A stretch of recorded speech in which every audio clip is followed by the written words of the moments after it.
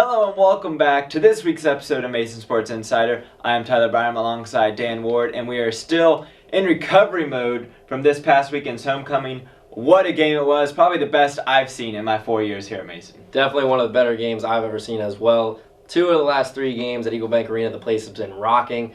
That game against Davidson, amazing. Hope all of you that were out there able to watch it too.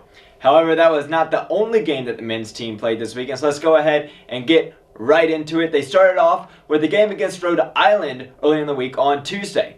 It was another close A-10 game for the Patriots, but it was full of runs. Rhode Island started out with the lead 13-12, then went on an 11-5 scoring run to get a good lead over Mason. Mason, however, would come back with a run of their own and go on 11-3 to tie the game up at 33 all just before halftime, which Rhode Island would lead 41-37. However, Floor McGinn at the break had 17 points for the Rams. They would follow it up with an early run in the second half to put the game out of reach, which was 13-3. In that game, Mason gave up so many threes as they would go on to lose the game 81-63, and it was just, they shot 12 from 21 from behind the arc, and you can't play defense at the arc that poorly, especially in a conference game. Without a doubt. Similarly to what we saw against Dayton, just poor three-point defense. They just aren't closing out on the shots, allowing teams to stay wide open at times. Just need to work on that. Otherwise, Mason didn't play too awfully, didn't play that bad, but got to tighten up on the defense. Yeah, in that game, Mason, they went 15 from 16 from the three-point line, so it was actually a good mark for the Patriots because that's been focus all season long, been a bad thing. But Rhode Island, they shot 53%. However, Siobhan Thompson, he had 17 points, 10 rebounds. DeAndre Abram had 16 points.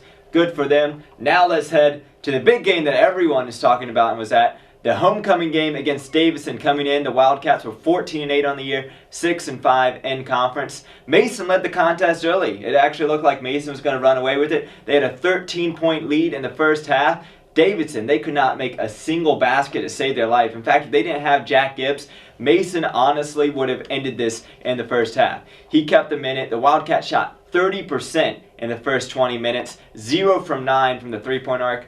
Mason would go on to lead only by 5 points, 29-24 at the break, as they had some internal struggles of their own.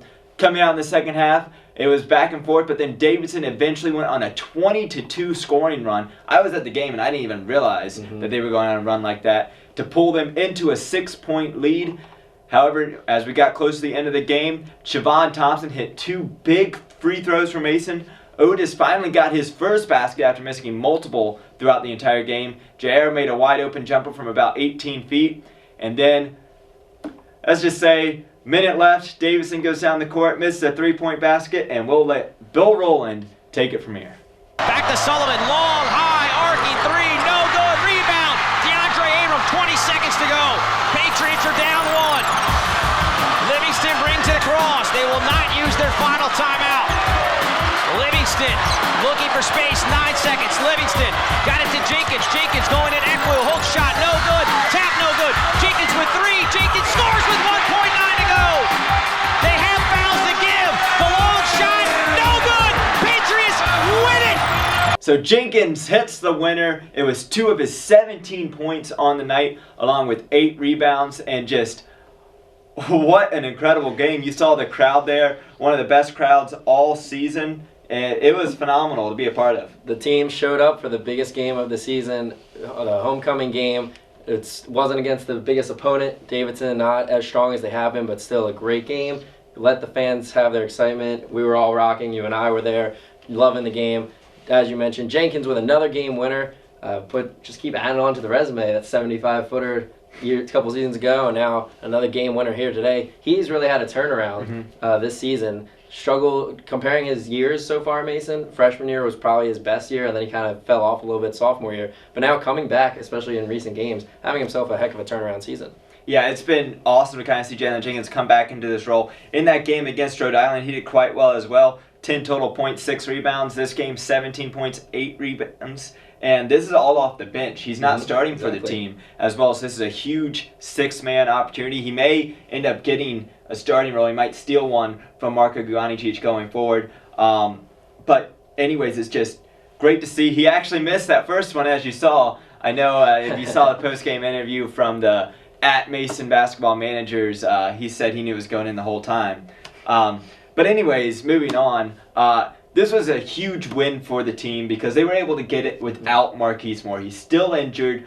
We saw some pregame when they were sporting their new jerseys, their throwback jerseys, if you will. He didn't have his brace on, but he didn't play in this game, and it was huge for the team to be able to get a win against a good team that is the Wildcats. Without a doubt, definitely. Moore, we've been talking all year long, leader of the team to get a win, any win, especially after coming off a couple losses, finally battling back in the A-10. Big win without your leader. Now you can just continue to build on it, bring him back, and make a nice little run here to end the back half of the season. And let's also talk about Marko Gianicic. He struggled early on against Davidson. He just could not make a shot. He finished the game with 10 points, and he scored 8 of those 10 at a key part in the second half when it looks like Davidson was actually running away with it. He scored 8 points in a minute 30 against the Wildcats. What a game for Marko. Without a doubt. That was huge, too, those 8 points, because it was a 3, quick 2. All of a sudden, Patriots are rolling right back after Davidson was going on their big run. So nice to see him come out as well, continuing his impressive campaign in his senior year. Loving to see what we got from Marko. Well, with this win, the Patriots have matched their win total from all of last season. They finished 9-22 last year. This year, they are 9-16, 3-9 in the Atlantic 10. And let's go ahead and take a look at our Atlantic 10 standings presented to you by Giant Killer. As we take a look, you see Dayton, St. Joseph's, VCU, and St. Bonaventure has all kind of separated themselves from the pack. We mentioned last week how George Washington got some big wins and climbed back into it. However, George Washington with 2 losses this week, they're falling back out. And really, those 4 is their top 4 buys to lose. Yeah, exactly. I don't see Dayton going anywhere, and it's going to be hard to catch St. Joe's or VCU, especially with the way George Washington has kind of not lived up to what we expected at the beginning of the season. But then looking at the bottom half of the standings, Mason 3-9, right there with Fordham and St. Louis. Only a game behind Massachusetts to get out of that bottom 4, and if they can do that, that'll be huge for them after having to play in that bottom 4 first-round game of the A-10 tournament. If they can get out of that this year, it's a much improved repertoire, big improvement compared to the last 2 years. Yeah, and it will be a key point for Mason going forward on the schedule. They do have winnable games that actually can provoke them over Massachusetts. They have games against St. Louis, who's 13th in the standings, Massachusetts, who's that team that they have to beat to get past that play-in game, who's at 10, big home matchup against VCU. Then they play LaSalle, who's at 14, George Washington's at number 5, who's been struggling and is a team that Mason had a chance to beat, actually. And then they play the Richmond Spiders again, who is sitting at a 7th seed, another team that Mason beat, that a game that they can win. Actually, when I look at the schedule, there's really only one guaranteed loss, and I won't even say guarantee against VCU, but there's only one game that you can kind of just chalk up as a loss. You'd accept it as a loss. So very winnable schedule without a doubt. Jump up if they can get even further than just out of that first round bye. Let's go Mason, because they're starting to heat up right now, starting to feel good about themselves. Anything is possible. Yep, some big matches this week, though, in A-10 play. St. Joseph's beat George Washington, one of their 2 losses on the week. University of Massachusetts, though, that team that Mason's trying to beat, they're heating it up. They went 2-0. They beat VCU 69-63. And then yesterday they had an overtime game against Duquesne, 108-99, the final score. That's an NBA score right there. Yeah. No college game. And that was an insane game to watch. I couldn't believe what I was watching. Also, St. Bonaventure, they beat George Washington 64-57.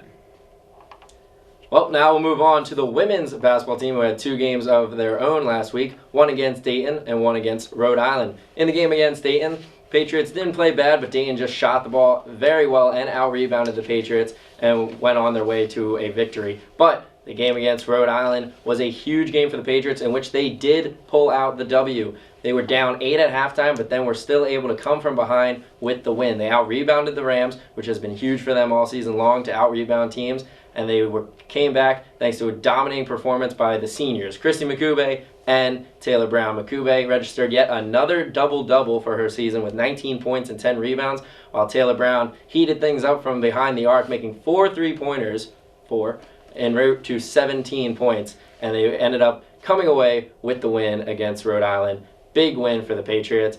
Really good for them to come back, especially after a tough loss against Dayton.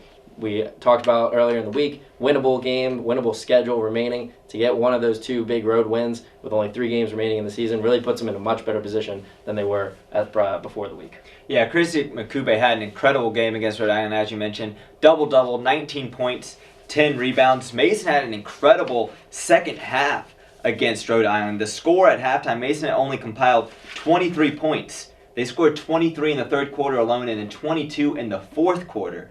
And in fact, in the fourth quarter, Rhode Island scored 26 points to kind of make it a closer game than it was. But just what a second half resurgence for the team. We've always talked about how the men's team has been a one-half performance team. The women's team, however, this one ended up being, in a good way, a second half team for the Patriots. Oh, without a doubt. All season long, they really heat things up in the third and fourth quarter especially. I really like the defensive stat in the third quarter. They only gave up 8 points to Rhode Island. Rhode Island is a very quick team, and they like to get after it on defense and attack using the fast break really and shooting the three-point ball. So for the Patriots to hold them to only 8 points, very strong stat to see. They continue to do well later in games, and I think that is a tribute to their depth of the team, how they play usually 10 players each game. It allows everybody to get some time in, allows everybody to get some playing time, allows some of the star players to rest. But really what it's been, Taylor Brown and Kristen Makube showing up of late. They've really been playing a lot better of late, and it's really helped this team. And they're looking good going forward, only 3 games left. Yep, one of those difference makers in that Rhode Island game. The bench points, Mason 35, Rhode Island 3. Now, much of that came from Makube, who actually didn't start. She had 19 points. Take away those 19 points, Mason still out bench points, 16-3 advantage for them. So now let's look at our Atlantic 10 standings, once again presented to you by Giant Killer. Yeah, for the women's side of things, the top 4 teams are Duquesne and George Washington kind of running away from the pack, and then St. Bonaventure and St. Louis. They've been the top 4 teams all season long, but Fordham is right there. VCU only a couple games back. Dayton a couple games back. George Mason right there in the middle of the pack at 8th in the conference. It's a very congested conference. There can be a lot of changes. Only 3 games remaining, but there can be a lot of variation in the way this conference looks at the end of those games. Yeah, when you look at it, Mason, it probably won't happen, but they could jump all the way up to 3rd if they were to win out and St. Bonaventure were to lose out. But at the same time, they could fall all the way down to 11th place, which is not what they do not want. They want to avoid that play-in game on that Thursday. Without a doubt. Their games are going to be tough. They have a very winnable game at Richmond. First, they'll play home against VCU, and then they finish off the season against George Washington, who they played very well at GW earlier in the season. But George Washington is one of those top teams. They are going to be very tough, especially if the National Player of the Year candidate, Jonquel Jones, plays in that game. Going to be very difficult to stop them, but 2 definite winnable games for the Patriots. And if they can play George Washington tough, 3-0 to end the season is not out of the picture. All right, now let's move on to the men's volleyball team, who hosted 2 home matches this weekend. The first one against the independent team of Coker. The 5-3 Cobras came into it as their 4th season as a team. In that game, Mason completely dominated from the start. 25-14, 25-22, and 25-15 the set scores. Really, the second set was the only one that the Cobras were into it. They were incredible hitting numbers for the Patriots. Mason hit 46% as a team in the game. Now just think, 30% is a really good average for a team in a game. Popoff, he had 14 kills leading the way for Mason, 70% hitting percentage. Incredible numbers for Popoff. Coker, however, they had no backline defensive help, only 12 digs for them the entire match. And with playing a team like the Coker Cobras, it gave some of those top guys some rest as Radislav Popoff and Paco Velez got their way back into the matchup after nursing injuries the past week. Jack Wilson got a lot of rest, actually didn't play the entire game. And Johnny Gomez, who has been playing the libero position for the Patriots all season long, he got to see much needed rest as Will Callaman came into the game and he performed quite well as a freshman, doing well for them. On Saturday, the team then would play Lays McRae the next night. Again, another dominant effort for the Patriots, much of the same from what we saw on Friday. 25-14, 25-18, and 25-17 the set scores. Mason, they topped their number from the night before, hitting 50% overall. On the flip side, Lays McRae had 11% hitting percentage, so Mason's defense coming through in a huge way against Lays McRae. Paco Velez and Brian Wilson, we mentioned people getting rest. Those guys did not play in the match. Christian Elias, he only played 1 set and let a lot of the young guys come into the game. 11 total Patriots played in the entire match. two of them weren't Velez or Negron. Yeah, exactly. It was nice to see, actually, from Coach Hosak to get a bunch of players in. Lees McRae, a definite winnable game, and that's what the Patriots did. They went out, played two teams that they should have beat, and that's exactly what they did. They beat them sure-handedly. Patriots are supposed to be one of the top teams in D1 volleyball, and they're trying to prove that this season. So that's part of what you do. Go out and beat the teams that you're supposed to beat. In the Lees McRae game, it was great to see. We saw players like Aaron Simbor checking into the game. Seth Blevins got some playing time. Kyle Barnes.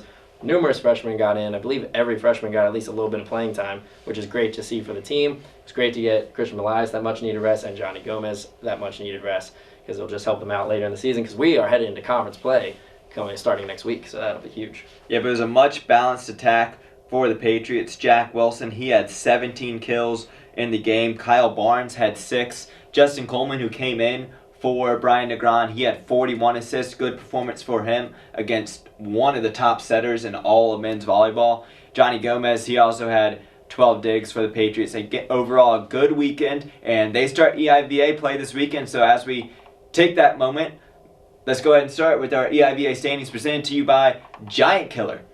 So when you look at it, Penn State, they're at the top. No surprise there, 3-0. They've gotten some wins over Charleston, Sacred Heart, and Harvard. Meanwhile, on the flip side, Princeton right below them, they're 2-0. The only 2 wins, though, coming in EIVA play, and then you see Mason sitting there in third. Only match against College of Charleston. They're 5-6 overall. Exactly, and look now that looking at the overall records as well, which are kind of secondary, Mason does have the second best record in the EIVA behind just Penn State. So now that conference play, is starting to get going, we'll really see this conference play out the way that we more expect it to. Because right now it is a little misleading. St. Francis 0-3.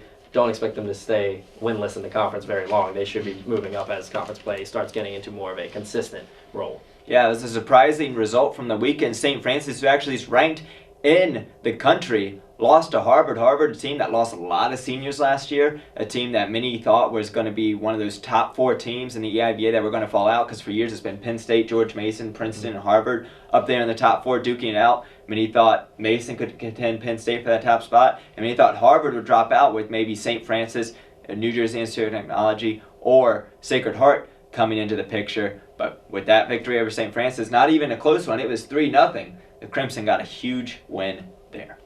That'll be big. Mason taking on Harvard twice next week. So look out. They're confident right now.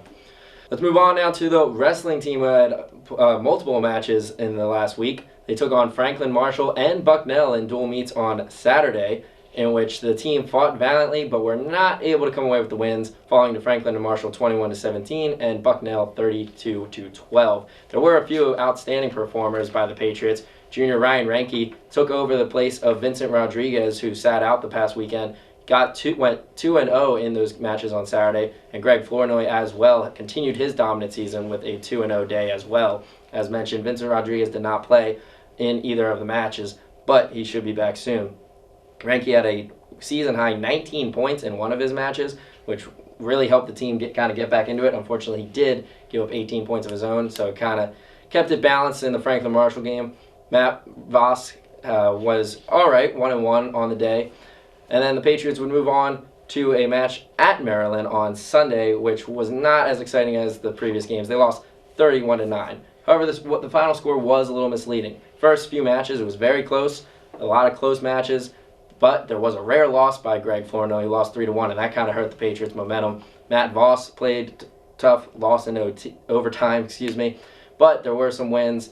Blake Roylo won via disqualification, and Tajon Anthony won 2-1 in the last match of the day. But unfortunately, those were the only 2 match wins for the Patriots. Yep, it's really interesting to find out what this Mason wrestling team is, because they can never seem to get their, if you want to say, their starting lineup in for an entire match. It's just been kind of, oh, you're not injured, you haven't wrestled in a while, let's put you in. So really we don't know what to expect of this team as we get closer and closer to the EWL championships. Mason on the year, they're 8-11, 2-3 in conference.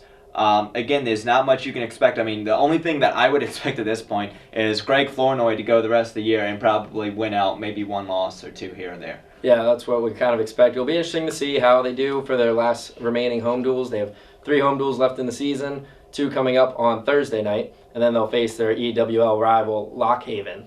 at 5:30 p.m. in a duel that was rescheduled from earlier because of Winter Storm Jonas. So we'll see how they do. Matt Voss, if he can finish strong, that'll be huge for them going into the EWL tournament. And we'll just kind of have to wait and see because, as you said, the lineup is a little bit not up in the air right now. We'll see who finishes strong. Yeah, we'll have to see. Good, though, for the younger wrestlers being able to get into it. It just bodes well for the future for the Patriots.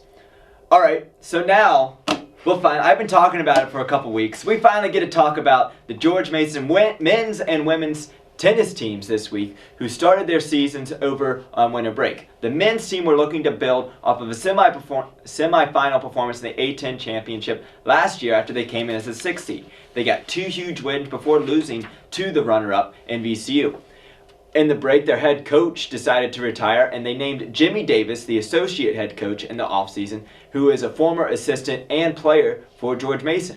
Daniel Gutierrez was named to the Costa Rican Davis Cup team and actually played in a match in a doubles one that lost against Puerto Rico, but they were able to take a set in that match.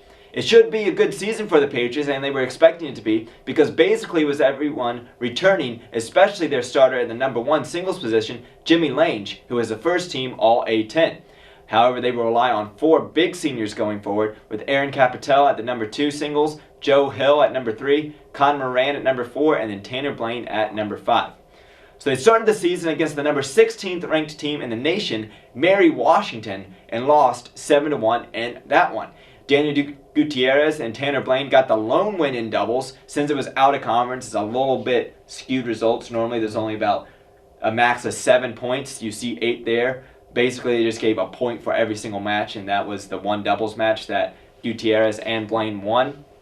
This past weekend they played the Dayton Flyers, in which they lost 4-1. That's the normal tennis score that we expect in the A10.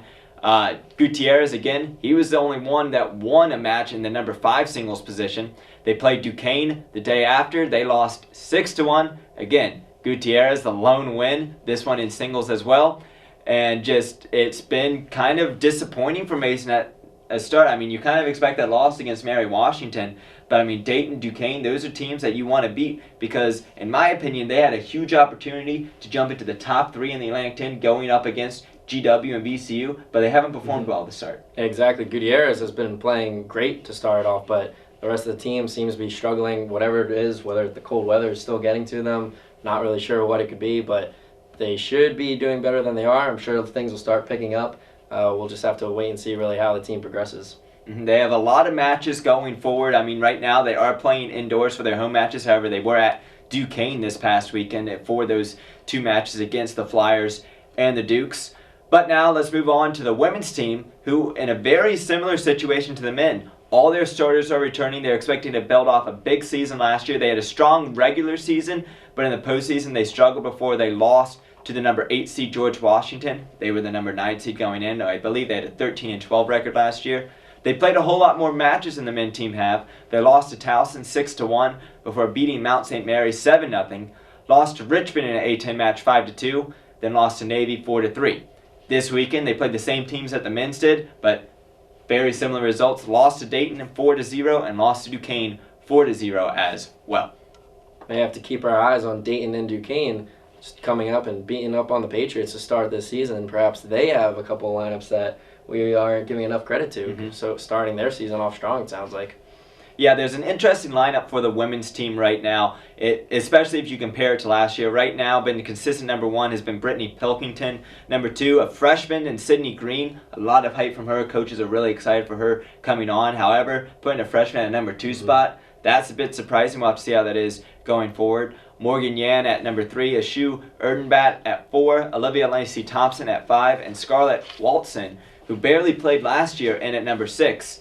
The number 1 player for the team, Jana Wad, she hasn't been playing at all this year, so I wonder if she's injury, something happened. I mean, she will be a huge loss for the team because with her at number 1, it forces everyone else to go back up a spot. I believe that's what the coaches are doing instead of taking one of those bottom players, taking a loss at the number 1 singles position. A lot of strategy in tennis. You won't believe it when it comes to team tennis. But she's a sophomore, and she did outstanding as a freshman last year. So I really hope whatever's happening that she's able to be back on the court for the Patriots. Moving on now, let's take a look at the swimming and diving team as they get ready for the A10 championships. Their last match was way back when on January 22nd, where they defeated American and lost to Navy in their final home meet. But they are preparing now for the A10 championships, which go from February 17th to the 20th in Geneva, Ohio. There are plenty of players to watch for the Patriots as they've had a pretty strong season overall. Amy Tanzel, Steph Maurer, and Sarah Brawlier, and the entire relay team for the women's side are going to be my players to watch. And then from the men's side, gotta love what Stephen Craig is doing. Gotta love what their relay team is doing as well. And then a couple of the divers, looking at the diving side of their lineup, Trevor Long, Paul Hefcott, and Kylie Moore all finished the season very strong in that final home meet way back when. So looking at those players going on to the A10 championships, it'll be interesting to see. However, they will have a lot of strong competition.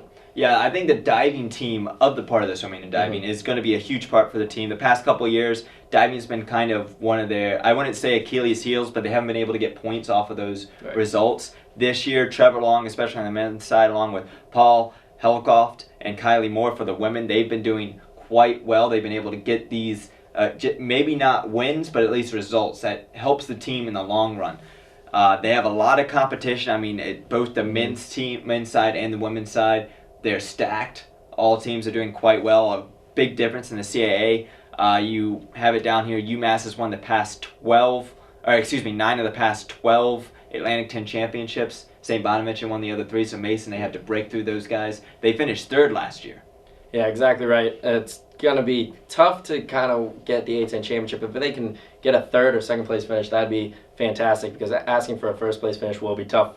As you mentioned, UMass, 9 of the last 12 for the men's side. Richmond Spiders have won 5 in a row and 11 of the last 12 A10 championships for the women's side. So kind of a tall task to ask of them to try and unrank the Richmond Spiders, but anything's possible. If there's a team that can do it, wouldn't be surprised if it was this team. Okay, well, that will wrap up this edition of Mason Sports Insider. Here's a look ahead at our upcoming schedule, and there is a lot. Props to our graphics person for putting this all together. Yeah, as mentioned again, swimming and diving championships, that'll start things off. It'll be basically a week-long event, Wednesday through Saturday, and also taking place on Wednesday, men's basketball versus St. Louis, another tough A10 matchup. Yep, and baseball and softball, both of them are getting their season started this week. And also a team we haven't talked about much, the indoor track and field team, they're also having their A10 championships this weekend as well. So make sure you tune in next week for a recap of that, as well as a recap of the swimming and diving championship. Men's team, the wrestling team, they also have a couple more as we're getting closer and closer to the end of the season for the wrestling team. Man, this is a busy time for us. We have a lot of sports to go over. Can't wait for a couple of them to come to end. We'll be able to get more in-depth knowledge with, especially everyone's favorite, the men's and women's basketball team. But of course, we want to give the swimming and diving and track and field teams their due next week as we will recap their A10 championships. So, that'll do it for us. As always, we hope you check out our graphic sponsor and medium provider at their website, giantkiller.co. Man, that went by faster than I expected, but that's all I got. Do you have anything else, Dan? Let's go, Mason. Yeah. Well, Tyler Byrum alongside Dan Ward. We'll see you guys next week.